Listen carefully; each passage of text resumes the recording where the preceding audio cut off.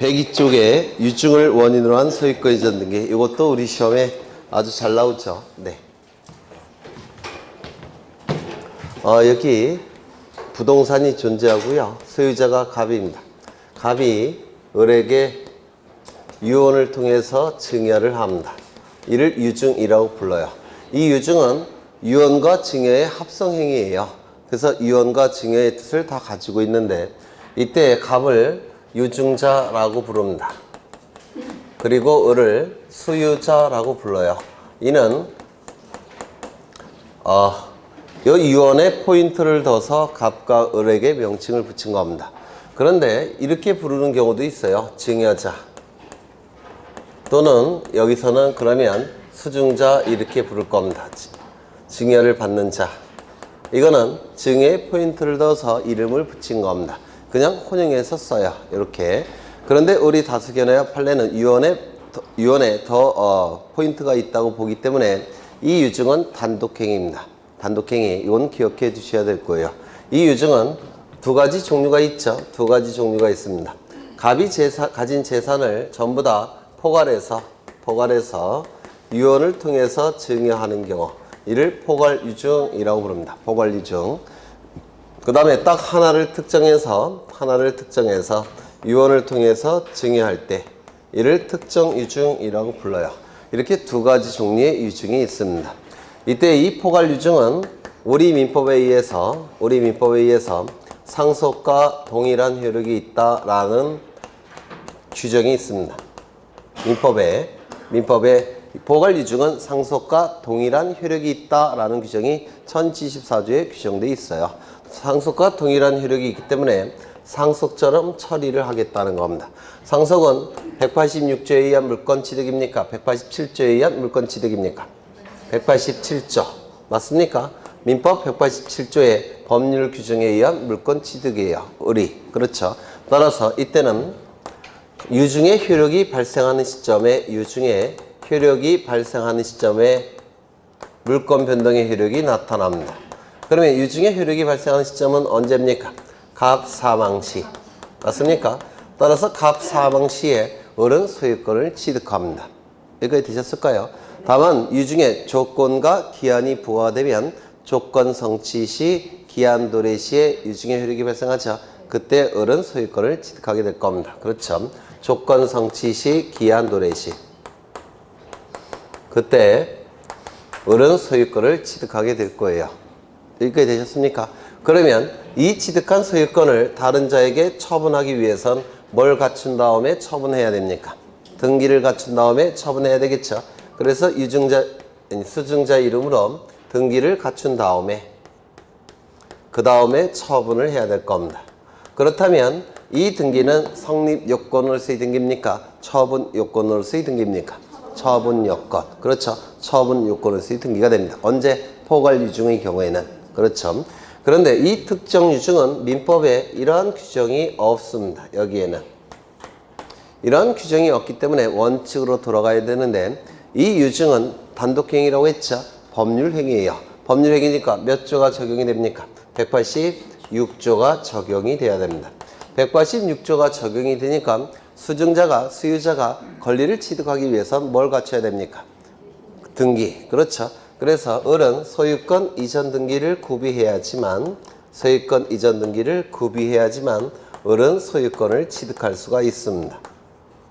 186조에 의해서. 그러면 이 등기는 물권 변동의 성립 요건서의 등기입니까? 처분 요건서의 등기입니까? 성립 요건. 그래서 이 포괄 유증은 이 등기가 처분 요건서의 등기로 작용을 할 테고, 그 다음에 특정 유증은 성립 요건으로서의 등기로 작용을 할 겁니다. 맞습니까? 네. 이게 우리 시험에 예전에는 너무 어려워서 출제를 안 했는데 요즘은 출제를 합니다. 이거 좀 기억해 두셔야 돼요. 법문사 시험에서 주로 나왔었죠. 근데 요즘은 우리 시험에서도 나옵니다. 이때 처분 요건으로서의 등기건, 성립 요건으로서의 등기건, 이 을의 이름으로 등기를 갖추는 것은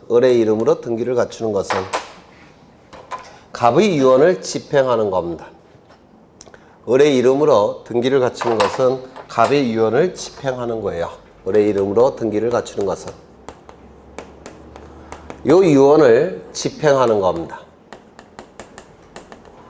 그러면 유언을 집행하는 자가 있을 텐데 그 자를 유언 집행자라고 불러요. 유언 집행자.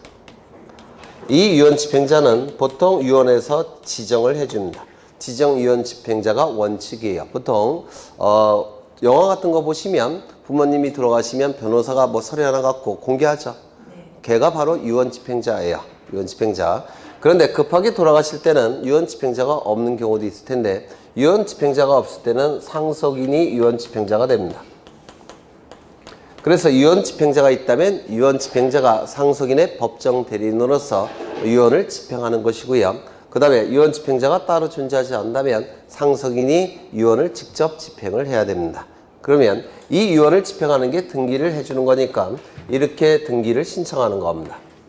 이렇게 등기 의무자로서. 그리고 을도 등기 신청해야 되겠죠. 이렇게. 그래서 이 유증으로 인한 등기는 공동신청입니다. 이게 시험에 잘 나옵니다. 전통적으로 우리 시험에 잘 나왔던 내용이에요. 그래서 이 유증으로 인한 소유권 이전 등기는 포괄 유증이건 특정 유증이건 유언 집행자 또는 상속인이 등기 의무자, 유증을 받는 자가 등기 권리자로서 이게 공동신청을 통해서 이루어진 등기입니다. 꼭 기억하셔야 돼요. 네, 무조건 공동신청. 이건 전통적으로 자주 출제가 됐던 것이고요. 요거는 요즘 새롭게 자주 출제가 되는 부분이에요. 좀 기억해 두셔야 될 겁니다. 그러면 책을 좀 보시면 거기 1번을 보시면 포괄 유증이나 특정 유증을 불문하고 수증자를 등기 권리자, 유언 집행자 또는 상속인을 등기 의무자로 하여 공동으로 신청해야 된다. 꼭 기억해 두셔야 되고요. 수증자가 유언 집행자로 지정되거나 상속인인 경우에도 그 자는 등기 의무자로서의 지위를 갖더라는 겁니다. 그 다음에 오른쪽을 보시면 수증자가 수인인 포괄 유증의 경우에는 수증자 전원이 공동으로 신청하거나 그 다음 문구를 좀 기억하시죠. 각자가 자기 지분만에 대해서 등기를 신청할 수 있다. 이거 좀 기억해 두셔야 됩니다. 여기 보시면 여기 수증자가 한 명이죠. 그런데 여러 명이 있을 때도 있더라는 겁니다. 이렇게. 그러면 예를 들어서 3분의 1씩 이렇게 등기를 해야 될 텐데 이때 을 A, B 전원이 공동으로 소유권 이전 등기를 신청하든지 아니면 유증을 받은 자 1인이 자신의 지분만에 대해서도 소유권 이전 등기를 신청할 수 있더라는 겁니다. 특이하죠. 왜냐하면 포괄 유증은 상속과 대단히 유사하죠. 맞습니까? 그런데 상속의 경우에 상속인 1인이 자신의 지분만에 대해서 상속 등기 신청할 수 있습니까? 없습니까? 없다고 그랬죠. 전원 명의로만 상속 등기 신청할 수 있다고 그랬죠. 그런데 이 상속과 유사한 이 포괄 유증의 경우 유증을 받은 자 1인은 자신의 지분만에 대해서도 소유권 이전 등기를 신청할 수가 있다는 겁니다. 이게 구별이 돼요. 꼭 구별하셔야 돼요. 이게 왜 이렇게 이렇게 달라지느냐면 이 상속의 경우에는 갑자기 187조 법률 규정에 의한 물권 변동이죠. 그런데 이 포괄 유증은 갑의 의사표시에 의한 물권 변동이죠. 맞습니까? 갑의 의사표시에 의한 물권 변동이고 갑이 을 A, B를 수증자로 지정해줬죠. 이 의사표시를 좀 더 존중한다는 의미에서 갑의 의사표시를 좀 더 존중한다는 의미에서 수증자 1인은 자신의 지분만에 대해서 소유권 이전 등기 신청할 수 있다라고 해석하는 겁니다. 갑의 의사표시를 존중해서. 이거 이해가 되실까요? 상속의 경우에는 갑의 의사표시에 의해서 상속인에게 권리가 넘어가는 겁니까? 아니죠. 법률 규정에 의해서 넘어가는 거죠. 따라서 갑의 의사표시가 없어요. 그래서 1인은 자신의 지분만에 대해서 신청할 수 없고 전원의 이름으로 상속 등기를 신청해야 됩니다. 그런데 이 유증은 갑의 의사표시가 존재하죠. 갑의 의사에 의해서 지분이 넘어가기 때문에 갑의 의사를 존중해서 요 1인이 자신의 지분만에 대한 소유권 이전 등기 신청을 허용하는 겁니다. 뭐 그런 속뜻이 있는데 그냥 외우시면 좋겠죠. 네. 그래서 상속 등기와 구분하셔야 돼요. 요게 상속 등기와 구분하셔서 기억하셔야 되고요. 그 다음에 등기원인과 날짜 나와 있는데요. 등기원인은 유증이 될 테고 날짜는 뭐가 되겠습니까? 유증의 효력이 발생하는 시점. 맞습니까? 따라서 원칙은 유증자 사망 시. 다만 조건이나 기한이 부과되면 조건 성취 시, 기한 도래 시가 될 겁니다. 그 다음에 수증자 명의로 직접 신청, 포괄 유증이든 특정 유증이든 모두 상속 등기를 거치지 않고 유증자로부터 직접 수증자 명의로 등기를 신청한다. 이렇게 돼 있죠. 즉 뭡니까 이게? 중간 생략 등기가 허용이 되는 겁니다. 원래는 갑 사망 시에 상속인 이름으로 등기가 넘어가야 되죠. 그리고 유증을 받은 자 이름으로 등기가 넘어가야 되는데 우리 등기법에서는 이 경우에는 중간 생략 등기를 명문으로 허용하는 겁니다. 상속인 명의 등기를 구태여 거칠 필요가 없다는 뜻입니다. 그렇겠죠. 그 다음에 쭉 읽어보시면 되고요. 네 번째를 보죠. 유증의 가등기. 이것 좀 보겠습니다. 유증의 가등기. 이따가 보실 텐데요. 이따가 보실 건데 가등기가 되기 위해서는 책을 좀 확인해 보죠. 이따가 보실 거지만 가등기를 좀 보겠습니다. 몇 쪽에 있느냐면 116쪽을 보십니다. 116쪽을 보시면 가등기 요건 이따가도 다음 시간에 보겠죠. 가등기 요건이 세 가지가 있는데 첫 번째 청구권의 순위 보존의 필요성이 있을까? 두 번째 부동산 물권 변동, 임차권 변동을 목적으로 하는 청구권일까? 세 번째 본등기가 가능할 것. 이 세 가지가 가등기의 요건이에요. 그 중에서 청구권 보존의 필요성이 있는데 이 청구권 보존의 필요성은 우리 등기법에서 세 가지 경우에 인정을 합니다. 그 중에서 3번을 보시면 장래에 있어서 확정될 청구권은 보존의 필요성이 인정돼서 가등기가 가능합니다. 장래에 있어서 확정될 청구권. 그렇다면 반대 해석상 장래의 미확정 청구권은 보존의 필요성이 인정됩니까? 인정되지 않습니다. 따라서 가등기가 불가능할 겁니다. 그렇겠죠? 그러면 이걸 좀 이해를 해보겠습니다. 여기에 이러한 부동산이 있고 소유자가 갑입니다. 갑이 을에게 유증을 합니다. 그러면 을은 소유권, 이전 등기 청구권이 발생할 겁니다. 이 등기 청구권은 장래 발생합니까? 현재 발생합니까? 장래 발생하죠? 갑 사망 시 또는 조건 성취 시, 기한 도래 시에 발생하니까 유증 시점을 기준으로 할 때는 장래예요. 장래에 발생하는 등기 청구권입니다. 그런데 여기에 이 부분에 확정이라는 문구가 나오면 보존의 필요성이 인정이 되니까 이 등기 청구권은 가등기가 가능합니다. 맞습니까? 장래 확정될 청구권은 보존의 필요성이 인정돼서 가등기가 가능합니다. 그런데 만약에 여기에 미확정이라는 문구가 나오면 보존의 필요성이 인정이 됩니까? 안 됩니까? 안 되죠. 따라서 가등기는 불가능할 겁니다. 이때는 가등기가 가능하고 이때는 불가능할 거예요. 그런데 이 유증은 특히 이 유언은 이 유언자가 언제든지 어떠한 제한도 없이 철회가 가능합니다. 철회할 수가 있어요. 우리 민법에 의해서. 우리 민법에 의하면 유언은 언제든지 어떠한 제한도 받지 않고 철회가 가능해요. 어떻게 철회하겠습니까? 유언장 찢어버리면 철회한 겁니다. 아니면 기존의 유언과 다른 의미의 유언을 해버리면 저촉되는 범위 내에서 철회가 된 겁니다. 어떠한 제한도 받지 않아요. 그렇다면 갑이 생존 중이라고 한다면 철회의 가능성이 있으니까 철회가 가능하죠. 철회가 가능하니까 확정입니까? 미확정입니까? 미확정이에요. 따라서 가등기는 허용되지 않습니다. 그런데 갑이 사망했다라고 한다면 철회할 수 있습니까? 없습니까? 돌아가셨으니까 철회는 불가능하겠죠. 철회는 허용될 수가 없습니다. 철회하고 오라고 저기 하늘나라에서 보내주지 않아요. 절대로. 철회가 불가능합니다. 따라서 확정이 된 겁니까? 확정이 된 겁니다. 따라서 가등기가 가능해요. 그렇죠. 그래서 이 유증으로 인한 등기 청구권은 유증자 생존 중에는 언제든지 철회가 가능하기 때문에 가등기가 허용되지 않지만 사망했을 때 그때 비로소 철회가 불가능해서 가등기가 가능하다 이렇게 얘기를 합니다. 이거 좀 기억해 두셔야 돼요. 자주 시험에 나오니까. 보통 책에는 이 내용을 다 생략하고 설명하기 때문에 이해가 힘드실 거예요. 네. 그 다음에 유류분이라는 게 나오는데 유류분 이것도 우리 시험에 나옵니다. 유류분도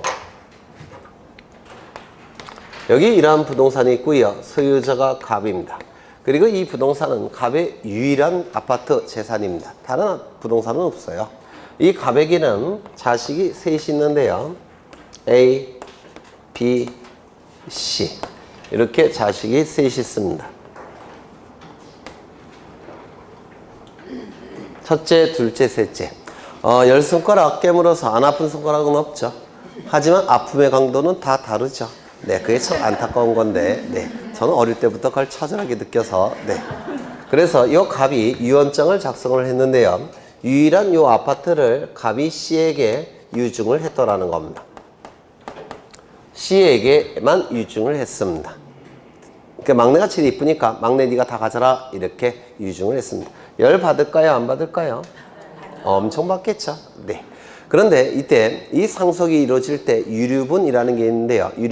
유류분이 의미가 뭐냐면 유산으로 상속인에게 반드시 남겨줘야 될 상속분, 유류분이라고 부릅니다. 우리 민법에서 유산으로 상속인에게 반드시 머물러야 될 상속분, 머무를 유자, 남겨질 유자예요. 이걸 유류분이라고 부릅니다. 이 유류분은 법정 상속분의 절반입니다. 직계비속은, 자식은 법정 상속분의 절반이에요. 그러면 이 ABC는 법정 상속분이 이만큼이겠죠? 맞습니까? 이게 법정 상속분이에요. 그러면 유류분은 여기에 절반입니다. 이 절반은 반드시 상속인에게 남겨줘야 돼요. 이를 유류분이라고 부릅니다. 좋은 거 아셨죠? 네, 이제 다른 형제들에게 넘어가면 이걸 행사하세요. 유류분. 절반은 반드시 가지고 올 수가 있습니다. 그렇죠. 그러면 이때 C 이름의 소유권 이전 등기가 등기소에 신청이 될 텐데요. 그러면 등기관은 이 C 명의로의 소유권 이전 등기는 A, B의 유류분을 침해하고 있죠. 맞습니까? 이 유류분의 의미가 뭐냐면 요 재산은 갑이 단독으로 모은 재산입니까? 아니에요. 자식들이 그만큼 덜 먹고 덜 쓴 겁니다. 네, 좋은 학원 가고 싶은데 안 간 거고, 비싼 거 먹고 싶은데 안 먹은 거고, 비싼 옷 입고 싶은데 안 사 입은 거예요. 이게 제가 만든 게 아니고요. 민법에서 그렇게 논의가 돼요. 그러니까 상속재산은 가족의 공동 상속재산으로 봅니다. 상속재산은. 그래서 이건 가족의 재산이기 때문에 이 소유자가 갑이 단독으로 처분할 수 있는 범위가 정해져 있는 거예요. 그래서 상속인들에게 반드시 넘어가야 될 상속분, 이를 유류분이라고 부릅니다. 보통 직계비속은 일반적으로 이게 정확한 건 아니고요. 여기 이제 가감이 또 이루어져요. 나중에. 네, 법정 상속분의 절반이에요. 그러면 이 등기는 유류분을 침해하는 등기인데 등기관은 이 등기가 신청이 됐을 때 이 시명의 등기를 실행해 줄 수가 있느냐, 이게 문제가 된 사안입니다. 등기관은 등기를 해줘야 될까요? 각하해야 될까요? 네? 해줘야 되겠습니까? 각하해야 되겠습니까?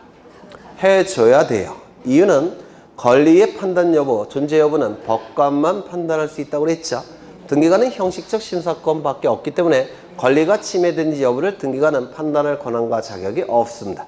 이는 법관만 판단하는 자격이 있는 거예요. 그러면 이 등기는 실행이 됩니다.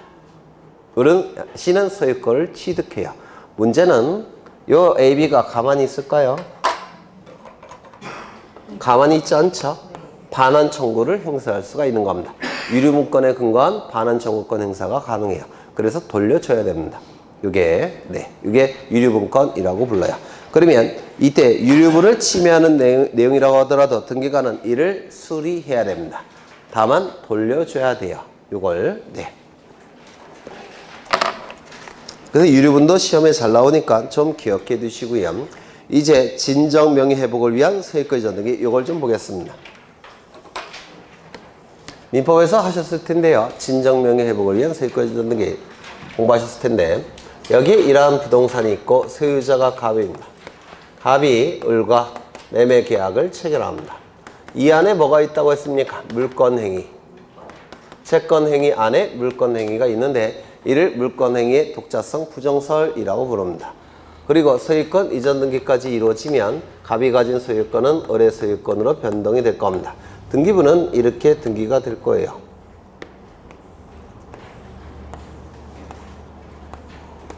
1번 소유권 보존 갑 이렇게 등기가 될 겁니다. 그리고 2번 소유권 이전을 이렇게 등기가 될 겁니다. 1년 후에 을은 병과 또다시 매매 계약을 체결합니다. 그리고 병 명의로 소유권 이전 등기가 이루어지면 병은 소유권을 취득할 겁니다. 그래서 3번 소유권 이전 등기 병 이렇게 등기가 실행이 될 겁니다. 한 번 더 가죠. 정, 그 다음에 매매, 소유권 이전 등기. 그러면 정은 소유권을 취득할 겁니다. 4번 소유권 이전 등기 정 이렇게 등기가 실행이 됐습니다. 이때 갑과 을 사이에 요 매매 계약이 무효 취소 해제가 되더라는 겁니다. 매매 계약이 무효 취소 해제가 되면 안에 들어가 있는 물권 행위도 같이 실효가 되겠죠. 이를 뭐라고 얘기합니까? 민법에서 유인성살 이렇게 얘기를 하는 겁니다. 유인성살, 유인론. 그렇죠. 그러면 이 두 가지 요건 중에서 하나가 실효가 되니까 물권 변동은 없는 상태로 복귀가 됩니다.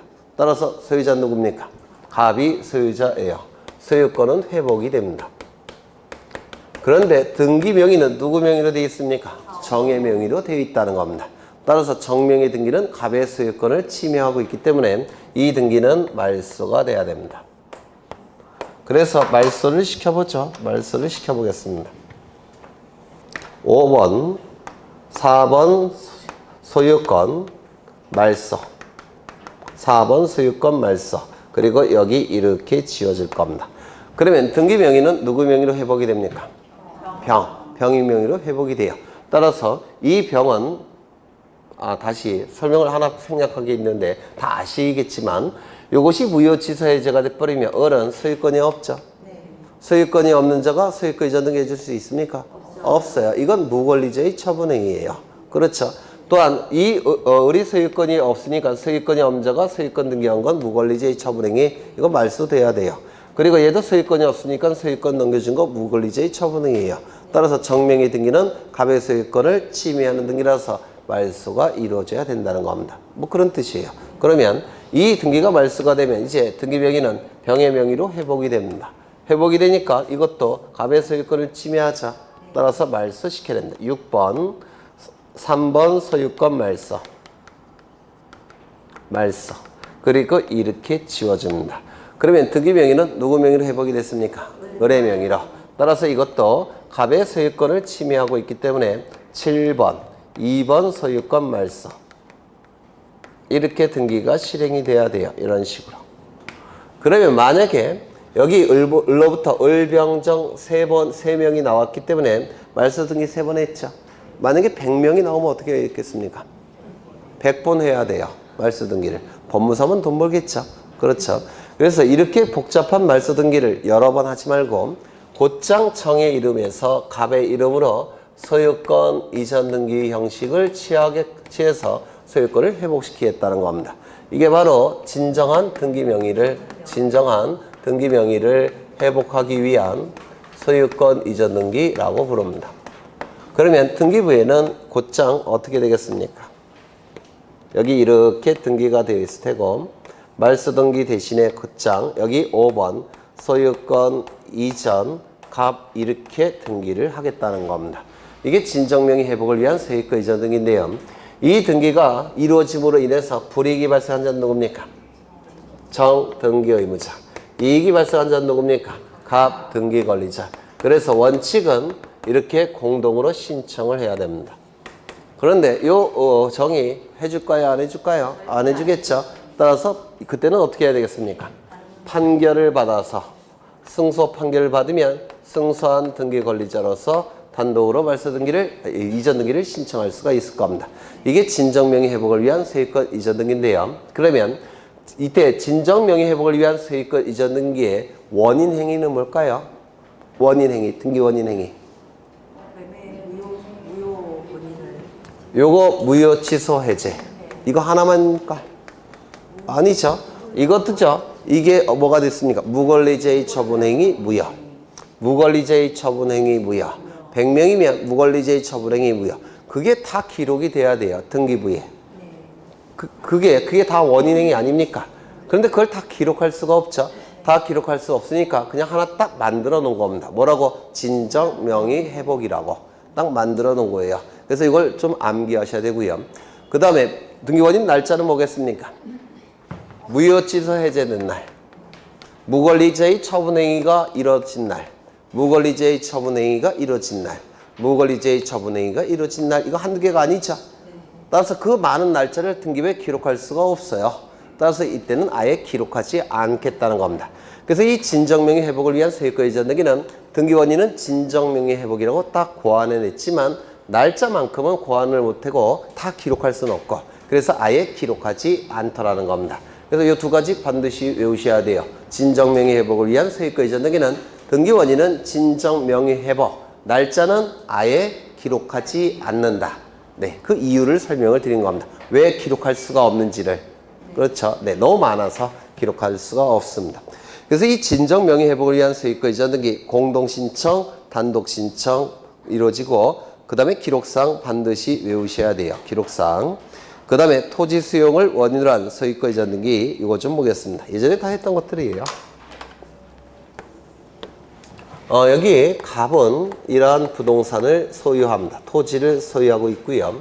을이라는 사업시행자가 예전에는 기업자라고도 불렀습니다. 기업자. 뭐 같은 뜻이에요. 사업을 일으키는 자, 사업을 시행하는 자, 기업자, 사업시행자 같은 뜻입니다. 이 사업시행자가 공익적 목적을 달성하기 위해서 개인의 부동산을 강제로 뺏는 거, 강제로 취득하는 거, 이를 수용이라고 얘기합니다. 그래서 사업시행자가 공익적 목적을 달성하기 위해서 개인의 부동산을 강제로 취득하는 것, 이를 수용이라고 불러요. 그래서 제가 예전에 예를 뭘 들었습니까? 공익적 목적 대법원 청사를 짓기 위해서 요 갑의 토지를 강제로 뺏는 경우가 있어요. 그럼 여기다가 대법원 청사를 짓겠죠. 대법원 청사를 이렇게 지을 겁니다. 그런데 문제는 을보다 선순위자가 이 토지의 권리를 가지고 있다는 겁니다. A가 선순위 권리. 예를 들어서 지상권, 지역권, 전세권, 임차권, 저당권 뭐 이런 선순위 권리를 A가 가지고 있다는 겁니다. 그러면 요 A가 선순위자니까 을이 갑의 토지를 취득한다고 해서 이거 대법원 청사 지을 수 있습니까? 없어요. 이유는요. 원칙은 승계 취득이 원칙이기 때문에 그렇습니다. 권리를 취득하는 방법은 두 가지가 있죠. 승계 취득과 뭐가 있다고 했습니까? 원시 취득. 두 가지 방법으로 취득합니다. 원시 취득은 맨 처음으로 취득하는 거죠. 맨 처음에 취득하는 걸 원시 취득. 전 소유자로부터 승계받아서 취득하는 것을 승계 취득. 근데 이 승계 취득은 전 소유자가 갖고 있는 권리만큼만 취득합니다. 이를 하자가 승계된다 이렇게 표현하는데요. 만약에 이 취득이 승계 취득이라고 한다면 전 소유자가 갖는 권리만큼만 취득하니까 전 소유자는 이러한 권리에 의해서 제한을 받는 소유권을 가진 상태죠.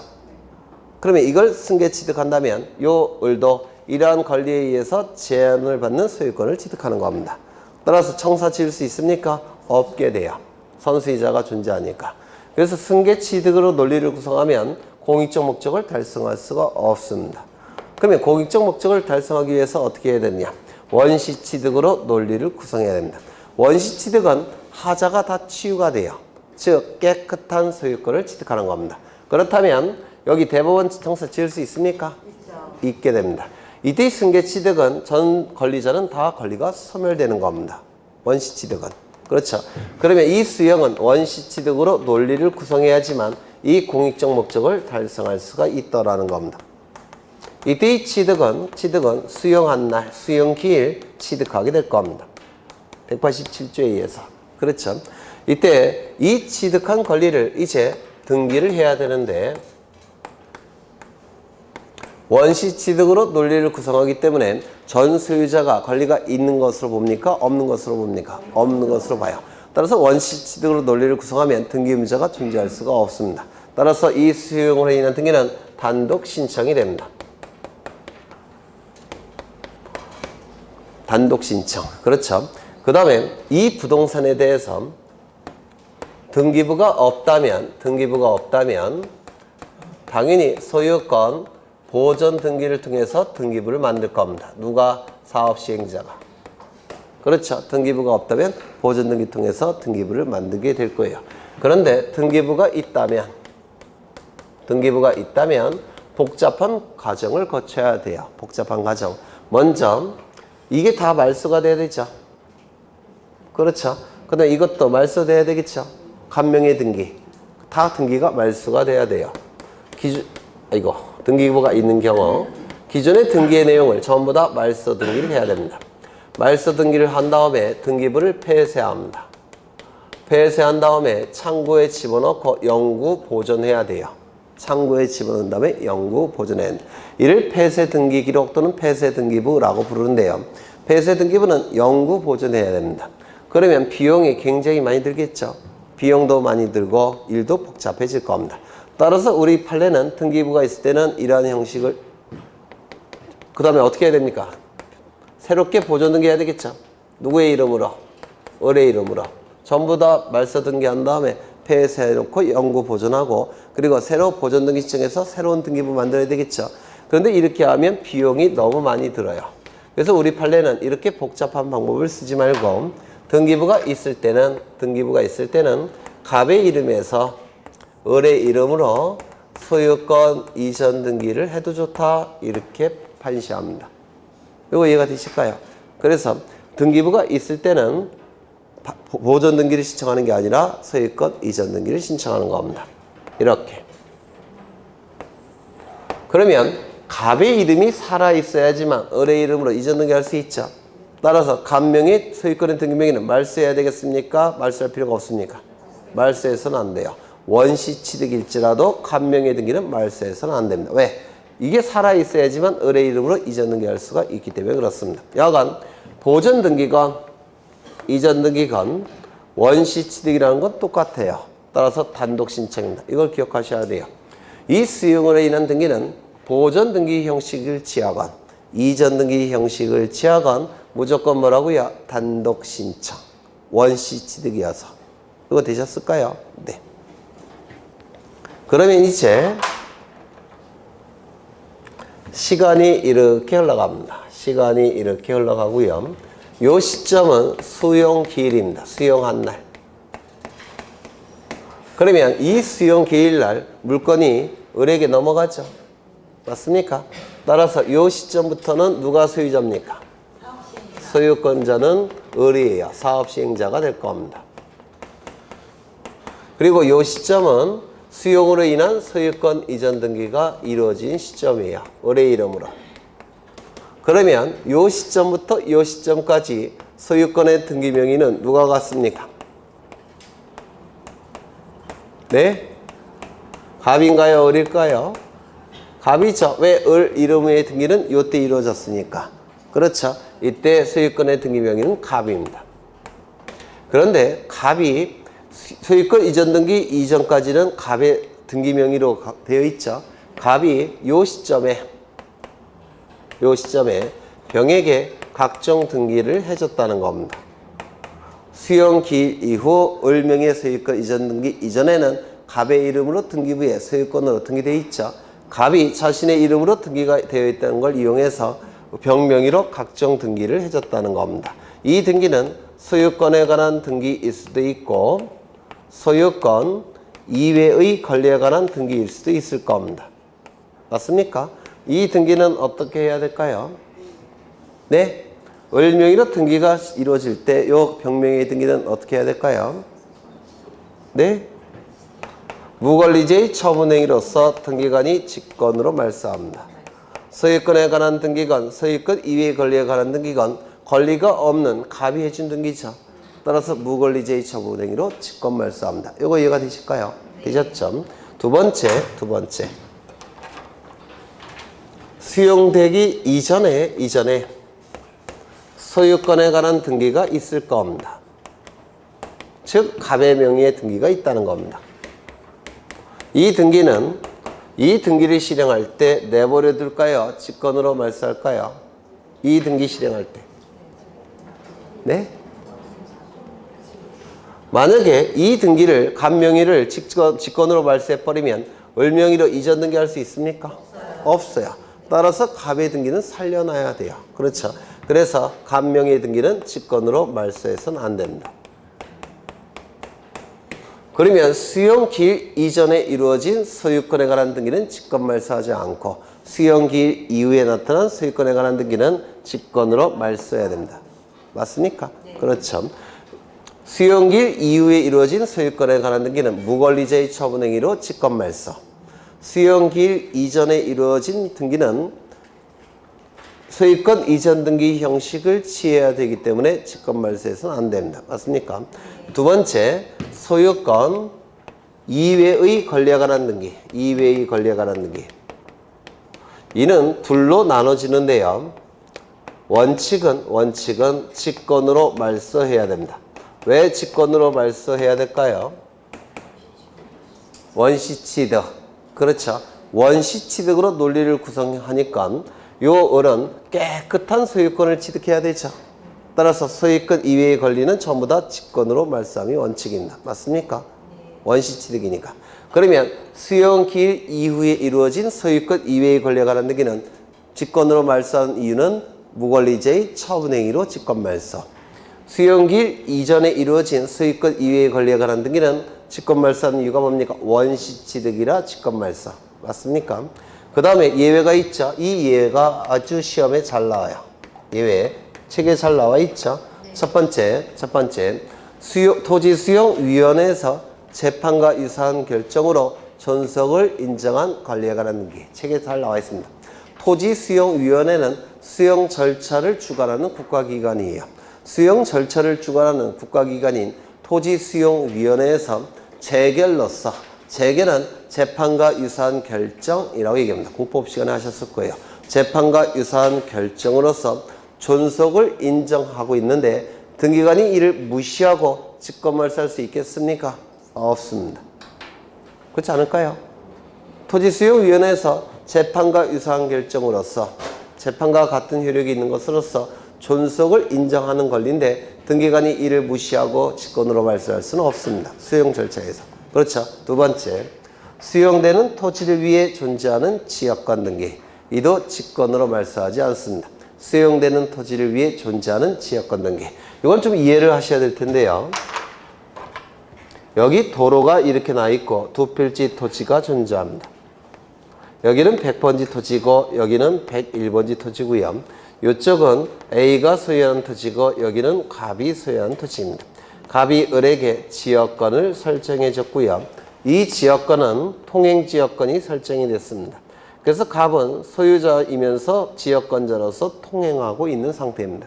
이때 이 101번지 토지에 대해서 을이라는 사업시행자가 이 토지를 수용하고자 합니다. 그리고 대법원 청사를 짓고자 해요. 이렇게. 그러면 여기 직원들이 근무하겠죠. 그러면 직원들은 여기를 통행해야 됩니까? 아니면 헬리콥터 타고 나가야 됩니까? 헬리콥터 타고 나가야 돼요? 아니죠. 네, 여기 통행할 수 있어야 되겠죠. 맞습니까? 그러면 수용되는 토지를 위해 존재하는 지역권 등기. 수용되는 토지를 위해 존재하는 지역권 등기는 수용됐을 때 직권말소해서는 안 됩니다. 이거 이해가 되실까요? 다시요. 수용되는 토지를 위해 존재하는 지역권 등기는 직권말소할 수가 없습니다. 그렇다면 이거는 수용되는 토지가 승역지란 얘기입니까? 유역지란 얘기입니까? 유역지라는 뜻이에요. 유역지가 공익적인 토지가 되기 때문에 승역지에 대한 권리를 말소할 수 없다는 뜻이에요. 요게. 네. 요거 시험에 잘 나올 겁니다. 그 다음에 하나 더. 요 시점에 갑이 사망을 합니다. 그러면 사망 시점부터 상속인 B가 소유권을 취득할 겁니다. 그렇죠. 갑 사망 시에 소유권을 취득할 겁니다. 그런데 상속 등기는 그 이후에 이루어졌다는 겁니다. 이때 소유권 이전 등기 B, 등기원인은 상속. 그러면 이 상속 등기는 무권리자의 처분 행위로 인한 등기입니까? 무권리자 처분 행위로 인한 등기는 아니죠. 네. 그리고 이 상속 등기가 공익적 목적을 달성하는데 방해가 됩니까? 아니에요. 상속인 요 B에게 보상금이 지급할 테니까 공익적 목적을 방해하지도 않습니다. 따라서 수용기 이전에 상속을 원인으로 한 수용기일 이후의 상속 등기는 무권리제의 처분행위도 아니고 공익적 목적을 방해하지도 않기 때문에 직권말소하지 않습니다. 이거 이해가 되셨을까요? 네. 그 다음에 하나 더. 이 수용 절차가 실효가 됐다는 겁니다. 수용 절차가 실효가 됐어요. 그러면 이 등기는 어떻게 해야 됩니까? 말소돼야 되겠죠? 그렇죠? 그러면 이 등기가 이 등기의 말소는 누가 신청해야 될까요? 네? 보존등기는 단독 신청이고 말소도 보존등기 명의인이 단독 신청하는 겁니다. 이거 단독 신청을 통해서 말소가 됩니다. 을이 단독 신청하는 거예요. 을이 시행되는 등기가 단독이면 말소도 단독이고 회복도 단독이라고 했죠. 을이 단독 신청을 통해서 말소하는 겁니다. 그 다음에 이 등기도 말소돼야 되겠죠. 그러면 이 등기도 단독 신청을 통해서 말소하느냐? 이건 아니에요. 이때는 등기부만 놓고 형식적으로 판단하니까 이 등기가 이루어짐으로 인해서 불이익이 발생한 자는 누굽니까? 을 등기 의무자. 이익이 발생한 자는 누굽니까? 갑 등기 권리자. 그래서 이 등기는 공동 신청을 통해서 말소합니다. 이걸 좀 기억해 두셔야 돼요. 출제가 됐고 될 겁니다. 그래서 수용을 하는 소유권 이전 등기는 공동 신청을 통해서 말소가 됩니다. 수용 절차가 실효됐을 때. 되셨을까요? 네. 그러면 책을 좀 보겠습니다. 수용 신청인 단독 신청이라고 그랬죠? 네. 소유권 보존 등기건 소유권 이전 등기건 신청할 때는 등기부에 실행될 때는 단독 신청을 통해서 등기가 실행이 된다고 했습니다. 사업시행자가 단독 신청을 할 겁니다. 그 다음에 첨부 정보를 보시는데요. 등기 의무자의 등기필 정보는 제출을 요하지 아니한다. 등기필 정보는 언제 첨부하는 겁니까? 공동 신청의 경우에 등기 의무자가 등기소에 제공하는 게 등기필 정보죠. 근데 이 수용은 보존 등기건 이전 등기건 무조건 뭐라고요? 단독 신청. 등기필 정보 제공할 이유가 있습니까? 없습니다. 그 다음에 기록상 읽어보시면 될 테고, 그 다음에 소유권 이전 등기, 등기된 부동산의 경우에는 소유권 이전 등기 형식을 취한다고 했죠. 미등기 부동산은 소유권 보존 등기, 이미 등기부가 있는 부동산은 소유권 이전 등기. 직권말소 보시면 수용의 날 이후에 격려된 소유권 이전 등기는 어떻게 한다고 했습니까? 직권말소. 왜요? 무권리제의 처분행위로 간주해서 직권말소 한다고 했죠. 맞습니까? 그 다음에 소유권 이외의 권리, 즉 지상권, 지역권, 전세권, 저당권, 권리질권, 임차권 이런 것들은 수용기일 이후에 이루어졌건 이전에 이루어졌건 전부 다 어떻게 됩니까? 직권말소. 수용기일 이후에 이루어진 것은 무권리제의 처분행위로 직권말소. 수용기일 이전에 이루어진 것은 원시취득으로 직권말소. 맞습니까? 네. 3번 수용의 날 이전이든 이후에 격려된 가등기, 가압류, 가처분, 압류 등기 모두 직권말소. 수용기일 이전에 이루어진 건 왜 직권말소? 원시취득. 수용기일 이후에 이루어진 것은 무권리제의 처분행위로 직권말소. 그렇죠. 그 다음에 동글뱅이 1번을 보시면 수용의 날 이전에 격려된 소유권에 관한 등기는 직권말소 합니까? 원시취득이지만 직권말소하지 않는다고 했죠. 왜요? 그자의 등기 명의를 이용해서 이전 등기를 해야 되기 때문에 그렇습니다. 2번 수용의 날 이전의 상속을 원인으로 한 수용의 날 이후의 소유권 이전 등기. 이건 무권리제의 처분행위로 인한 등기가 아니라고 했죠. 그래서 직권말소할 수 없을 겁니다. 수용되는 토지를 위해 존재하는 지역권 등기. 직권말소하지 않죠. 토지수용위원회의 재결로서 존속이 인정한 관리 등기. 이것도 직권말소하지 않는다고 했고요. 그 다음에 그 밑에 보시면 재결의 실효를 원인으로 한 토지 수용으로 인한 소유권 이전 등기 말소의 신청은 단독 신청, 공동 신청, 공동 신청. 보존 등기는 단독 신청, 공동 신청, 단독 신청. 그렇죠. 보존 등기의 말소는 단독 신청, 소유권 이전 등기의 말소는 공동 신청. 그렇죠.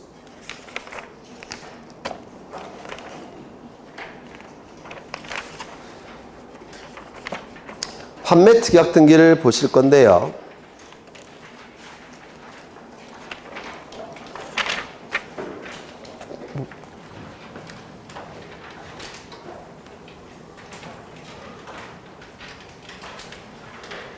판매 특약은 민법에서도 하셨을 테니까 좀 수월하실 거예요. 여기에 이러한 부동산이 있고 소유자가 갑입니다. 갑이 을과 매매 계약을 체결합니다. 그리고 다시 사겠다는 특별한 약속을 하는 경우가 있어요. 그래서 이 환매특약은 돈을 빌리는 용도로 많이 사용합니다. 돈을 빌리는 용도로. 갑은 돈이 필요해요. 돈이. 그런데 돈을 빌리는 건 죽기보다 싫어요. 부모님이 빌리는 것으로 망했기 때문에 돈 빌리는 건 너무 싫어해요. 그래서 갑이 을에게 이렇게 얘기합니다. 내 아파트 좀 사달라. 이렇게 부탁을 해요. 얼마 전에 롯데 당첨이 된 친구니까 사줄 겁니다. 그런데 갑이 을에게 또 부탁합니다. 내가 돈 생기면 다시 살 테니까 반드시 나한테 팔아달라. 이렇게 얘기합니다. 그래서 돈을 빌리는 것을 소유권 이전의 형식으로 돈을 빌리는 겁니다. 이걸 민법에서 뭐라고 얘기합니까? 매도담보라고 불러요. 그렇죠? 그래서 갑이 을에게 아파트 사달라 그랬더니 친구가 알았다 사줄게. 뭐가 성립된 겁니까? 매매. 나중에 내가 다시 살 테니까 반드시 나한테 팔아달라. 알았다 너한테 꼭 팔게. 뭐가 성립된 겁니까? 환매특약. 결국은 나중에 돈 생기면 다시 사오겠죠. 그래서 돈을 빌리는 목적으로 환매특약을 사용합니다. 이를 매도담보라고 불러요. 민법에서. 그러면 이때 주종을 판단한다면 어느 게 주고 어느 게 종입니까? 이게 주고 이게 종이 되는 겁니다. 따라서 매매가 무효취소 해제가 되면 환매특약도 같이 실효가 됩니다. 하지만 이것이 무효취소 해제가 된다고 해서 이게 실효되지는 않습니다. 주종 관계가 있기 때문에 그래요. 그렇죠? 그래서 이걸 기준으로 갑과 을에게 이름을 붙이는데요. 갑을 매도인, 을을 매수인이라고 부를 겁니다. 매매 계약이 체결되었으니까 소유권 이전 등기가 을의 이름으로 실행이 될 겁니다. 환매특약은 물건이 아니죠. 그래서 이 환매특약은 물건이 아니니까 원칙으로 등기할 필요는 없어요. 그래서 이 환매특약만에 의해서 이 매도인에게 환매권이라는 권리가 발생합니다. 환매권. 다시 살 수 있는 권리 환매권. 이 환매권은 법적 성질이 형성권이에요. 형성권. 그렇다면 가등기할 수 있을까요? 없을까요? 환매권은. 가등기는 물권 변동에 본등기를 하기 전에 임시로 하는 등기가 가등기죠. 네. 물권 변동에 본등기를 하기 전에 임시로 하는 게 가등기예요. 따라서 물건이 될 수 있는 권리만 가등기가 가능해요. 그런데 이 환매권은 형성권이라서 가등기가 불가능합니다. 나중에 가등기 하겠지만 가등기는 채권적 청구권에 대해서 가등기 한다고 했죠. 물권 변동에 본등기 하기 전에 계약자가 취득하는 권리가 채권적 청구권이에요. 채권적 청구권에 대해서 보통 가등기를 합니다. 그런데 이 환매권은 채권적 청구권이 아니에요. 이건 형성권이라고 얘기합니다. 형성권. 갑의 의사표시만에 의해서 환매가 성립되기 때문에 이건 형성권이에요. 가등기 불가능하다. 이거 하나 기억해 두십니다. 환매 등기는 가등기가 허용되지 않습니다. 형성권이기 때문에 그래요. 네. 환매특약만에 의해서 갑에게 환매권이 발생하는데요. 환매권의 대항력을 발생시키기 위해서 이 환매특약을 등기하는 경우가 있습니다. 이를 환매등기라고 불러요. 환매등기 전에 가등기할 수 있다 없다? 없다. 환매등기는 가등기는 불가능해요. 그러면 이제 갑은 환매권을 취득했고 그 환매권은 다른 자에게 대항할 수도 있을 겁니다. 환매등기를 했으니까 나중에 환매권을 행사합니다. 환매권은 갑의 의사표시만에 의해서 을에게 행사하는 겁니다. 그러면 환매가 성립이 됩니다. 환매는 다시 체결한 매매계약이라는 뜻이에요. 환매가 체결이 되면 이제 소유권 이전 등기가 갑의 이름으로 실행이 됩니다. 그래서 이 환매가 이루어졌을 때는 기존의 등기를 말소하는 방식으로 소유권을 되찾아오는 게 아니라 을의 이름으로부터 갑의 이름으로 다시 이전 등기 형식으로 찾아오는 겁니다. 기존의 등기를 말소하는 방식으로 찾아오는 게 아니라 이전 등기 형식으로 찾아오는 겁니다. 이것도 기억하셔야 돼요. 그래서 이제 소유권을 되찾아올 수가 있다는 겁니다. 여기까지 되셨을까요? 네. 그러면 여기서 세 개의 등기가 나타나는데 이 소유권 이전 등기가 이루어짐으로 인해서 이익이 발생한 자는 누굽니까? 을 등기 권리자. 불이익이 발생한 자는 누굽니까? 갑 등기 의무자. 환매 등기가 이루어짐으로 인해서 이익이 발생한 자는 누굽니까? 네? 대항력이 발생하죠. 따라서 이익이 발생한 자는 누굽니까? 갑 등기 권리자. 불이익이 발생한 자는 누굽니까? 을 등기 의무자. 대항력에 의해서 제한을 받기 때문에 그래요. 소유권이. 그 다음에 이 등기가 이루어짐으로 인해서 이익이 발생한 자는 누굽니까? 갑 등기 권리자, 불이익이 발생하는 자, 을 등기 의무자. 이렇게 등기가 실행이 됩니다. 이런 식으로. 네. 그 다음에 시간이 이렇게 흘러간다고 할 때 요 시점은 갑과 을 사이에 체결된 매매계약 체결 시점이고 환매특계약 체결 시점입니다. 우리 민법은 요 두 가지 계약은 반드시 동시에 체결할 걸 요구합니다. 우리 민법에서. 이 민법의 취지를 우리 등기법에서는 지켜야 되겠죠. 따라서 매매로 인한 소유권 이전 등기 신청과 소유권 이전 등기 신청과 환매 특약으로 인한 환매 등기 신청은 우리 등기법에서는 동시에 신청할 걸 요구합니다. 동시에 신청을 해야 돼요.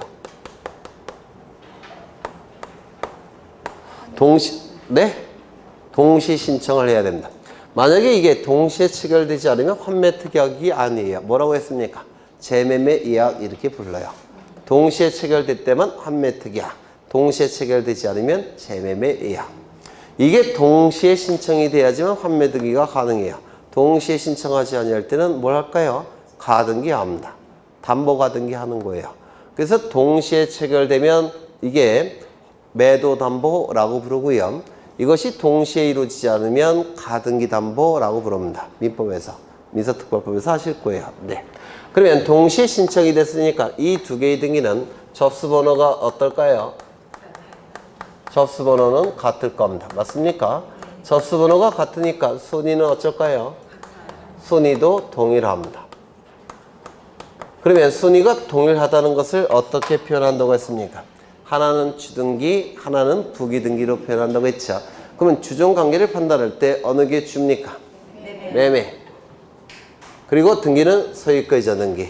그래서 이게 주등기 할 테고 환매 등기는 여기에 붙여서 기록을 합니다. 이렇게 등기를 하게 돼요.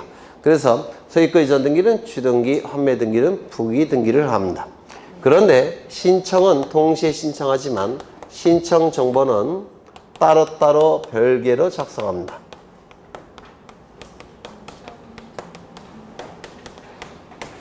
별개로 작성하기 때문에 번호가 따로 주어지는 겁니다. 이게 뭐와 차이가 있냐면 신탁등기와의 차이점이 있습니다. 신탁등기는 한 장의 신청 정보로 신탁등기와 소유권 이전 등기를 신청합니다. 그래서 신탁등기는 별도의 순위번호가 없어요. 왜? 소유권 이전 등기와 신탁등기를 한 장의 신청 정보로 신청하기 때문에 그렇습니다. 그런데 여기서는 별개의 신청 정보로 별개로 신청 정보를 작성하기 때문에 순위번호가 따로 존재합니다. 다만 순위는 같기 때문에 하나는 주등기, 하나는 부기등기로 하게 돼요.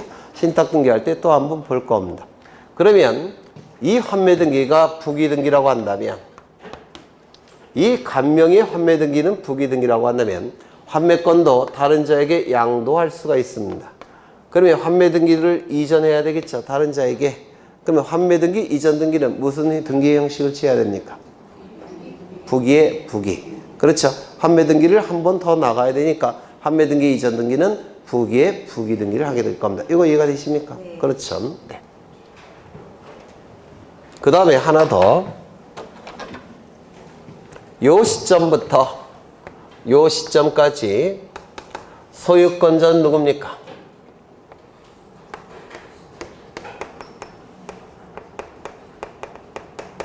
갑입니까? 을입니까? 아직 을명의 소유권 이전 등기가 실행되기 전이죠. 소유권자는 누굴까요? 갑. 그 다음에 소유권의 등기 명의는 누구 명의로 되어 있습니까? 네? 소유권의 등기 명의. 갑이죠.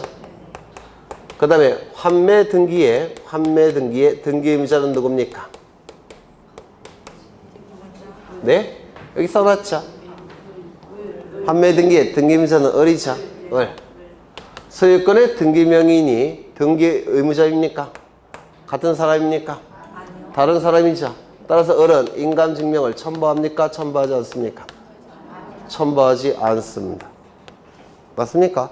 그래서 환매 등기는 인감 증명을 첨부하지 않아요. 또한 소유권 이전 등기와 환매 등기는 동시 신청이라고 했죠. 그러면 환매 등기를 신청할 때 등기 의무자는 등기필 정보를 제공할 수 있습니까? 없습니까? 을명의 소유권 이전 등기가 실행되기 전입니까? 후입니까? 전이죠. 환매 등기와 소유권 이전 등기는 동시에 신청되고 있기 때문에 환매 등기 신청할 때 을명의로 아직 소유권 이전 등기 이루어지지 않았죠. 따라서 을은 등기필 정보가 있습니까? 없습니까? 없어요. 따라서 환매 등기 신청할 때는 인감증명 첨부하지 않고 등기필 정보도 첨부할 수가 없습니다. 아직 을명의로 등기가 된 적이 없기 때문에 그렇습니다. 이거 이해가 되실까요? 되셨죠?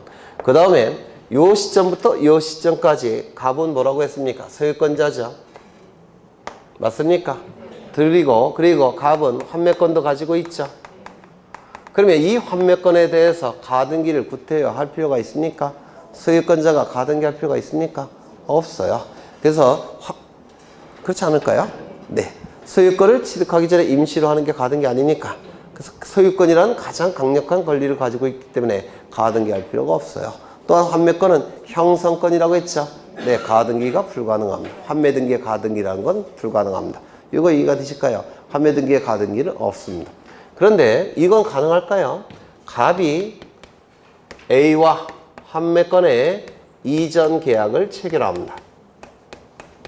그러면 이 A는 환매 등기 이전 청구권이 발생하겠죠. 그러면 이 환매 등기 이전 청구권의 순위를 보존하기 위해서 가등기할 수 있겠습니까? 이건 가등기가 가능해요. 환매 등기 자체에 대해서는 가등기할 수 없지만 환매 등기 이전에 가등기는 가능하다 이렇게 얘기합니다. 환매 등기 이전에 본등기를 하기 전에 순위 보존을 위해서 가등기할 수 있습니다. 괜히 했다는 생각이 듭니다. 여러분들 표정 보니까 가장 어려운 것까지 보려고 하는 건데요. 그러면 이제 이 정도 보시면 될 테고, 그럼 책을 좀 보겠습니다. 106쪽을 보시면 환매특약의 등기가 나오죠. 거기 둘째 줄 보시면 환매특약의 가등기는 허용된다 안 된다? 안 된다. 환매권은 형성권이고 환매권을 가지고 있을 때 소유권을 이미 갖고 있기 때문에 가등기는 허용되지 않습니다. 환매등기의 가등기는 없습니다. 하지만 환매등기 이전의 가등기는 가능하다 불가능하다? 가능하다. 환매등기 이전에 본등기 하기 전에 순위를 보존하기 위해서 이전 등기의 가등기는 가능합니다. 환매등기 자체의 가등기는 허용되지 않지만 환매등기 이전 등기의 가등기는 가능합니다. 그 다음에 절차 동시신청이라고 했죠. 하지만 신청 정보는 어떻게 작성한다고요? 별개로 작성합니다. 신청인 읽어보시면 될 테고요. 신청 정보의 기록상 이거 대단히 중요해요. 별표 치셔서 꼭 암기하셔야 되고요. 등기 실행 환매특약의 등기는 부기 등기한다고 했죠. 그 다음에 오른쪽을 보시면 다 민법에서 하는 것이에요. 거기 환매권의 이전 등기 무슨 등기 한다고요? 부기에 부기 등기를 한다고 했습니다. 그 다음에 4번이 좀 어려울 수가 있는데 환매 대금을 감액하는 변경 등기는 환매권자에게 이익이 될까요? 불이익이 될까요? 예를 들어서 환매 대금이 처음에 10억으로 기록이 되어 있습니다. 근데 환매 대금을 7억으로 감액을 했다는 겁니다. 환매권자에게 이익이 될까요? 불이익이 될까요? 이익. 왜요? 10억 원을 지급하고 찾아올 수 있었던 것이 이젠 7억 원만 지급하고 찾아올 수 있죠. 따라서 환매권자가 등기권리자가 될 겁니다. 변경등기의 등기권리자가 될 거예요. 거꾸로 환매 대금을 증액한다면 환매권자에게 불리하죠. 10억 갖고 찾아올 수 있었다가 15억을 지급해야지만 찾아올 수 있죠. 네, 따라서 이건 환매권자에게 불이익이 될 겁니다. 환매 기간을 단축한다면 환매권자에게 이익일까요? 불이익일까요? 돈 주고 찾아올 수 있는 기간이 줄어들죠. 불이익이 될 겁니다. 네, 그래서 이해를 하시면 될 거예요. 환매권 행사 보시고요. 뭐 나머지는 다 민법 지식으로 묻는 거니까. 네, 환매특약의 등기의 말소 이건 좀 쉬었다 하죠. 네, 이건 쉬었다가 하겠습니다.